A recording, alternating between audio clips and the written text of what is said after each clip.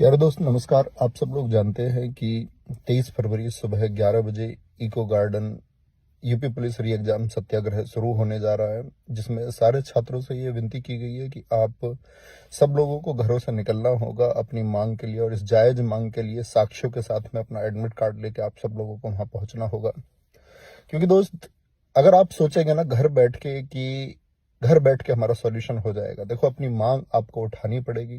क्योंकि इस मुहिम को चलाने वाले ज्यादातर लोग घर से बेघर ही हैं, कोई घर नहीं है। आप लोगों को भी घर से निकलना होगा, और जो मानसिक कष्ट आप सब लोगों ने झेला है, अथक परिश्रम के बाद भी आप सब लोगों को जो देखने को मिला है, जो आप लोगों को इस परीक्षा में धांधली देखने को मिली है, और इतनी स्पष्ट धांधली देखने को मिली है। बहुत सारे लोग कह रहे हैं कि जिस टेलीग्राम चैनल पर पड़ा हुआ था उस पर इतने हजार लोगों ने देखा। इस बात की क्या गारंटी है कि कितने हजार लोगों तक वो शेयर होकर पहुंचा होगा, या कितने लाखों तक वो शेयर होकर पहुंचा होगा।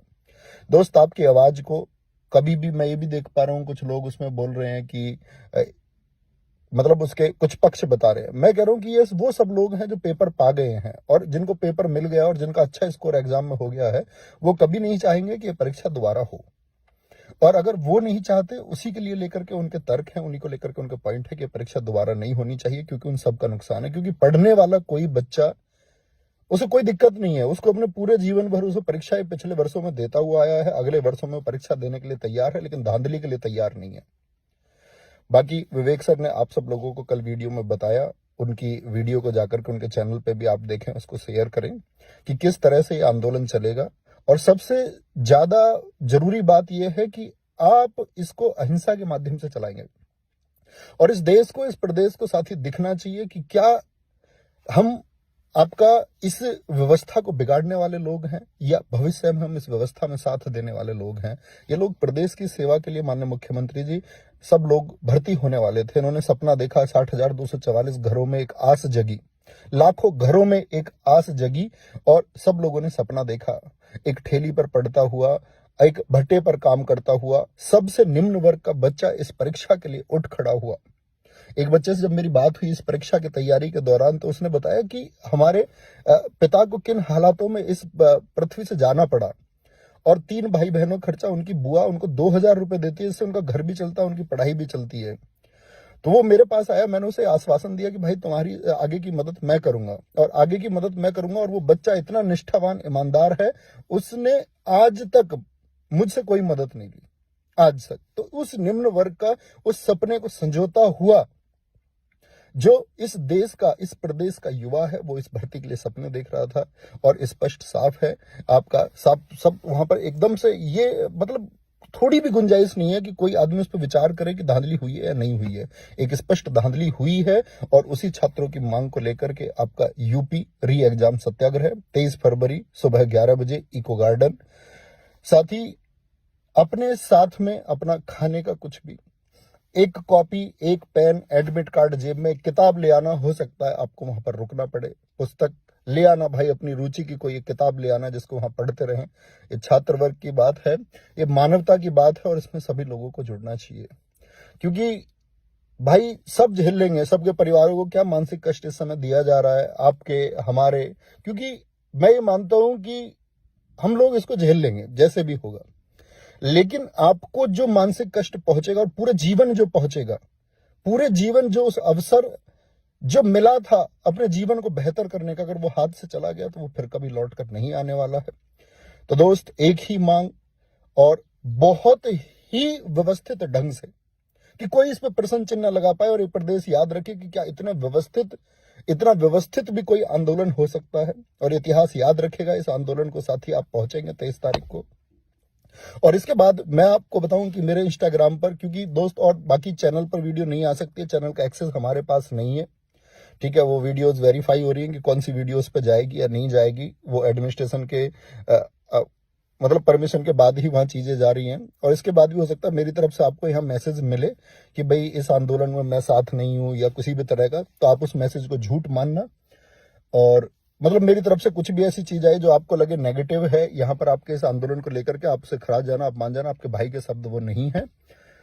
तो दोस्त, पहुंचेंगे 23 तारीख सुबह 11 बजे इको गार्डन। बाकी विवेक सर की वीडियो जरूर देखें।